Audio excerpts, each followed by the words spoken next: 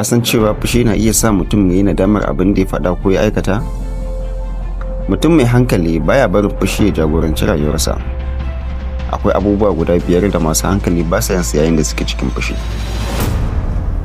Na ɗaya, baya yanke hukunci cikin fushi, domin fushi yana iya hana mutum yin tunani mai kyau. Na biyu, baya zagin mutane. Kalmar da ka faɗa cikin fushi na iya barin ciwo a zuciyar wani. Na uku, baya ɗaukar fansa nan take, yana fara kwantar da hankalinsa kafin ya ɗauki mataki. Na 4, baya yaɗa sirrin wani saboda fushi. Mutunci ya fi ƙarfin fushi kenan. Na 5, baya ɗaukar matakin da zai lalata rayuwarsa ko ta wani saboda fushi na ɗan lokaci kawai. Remember this, controlling your anger is sign of strength, not weakness. Idan ka ji daɗin wannan darasi, kallon Mu'amala TV domin ƙarin life lesson psychology parts da sauran darasa masu amfani. Ni ne dai naku Ibrahim Ismail Salanta. Sai mun sake haɗuwa.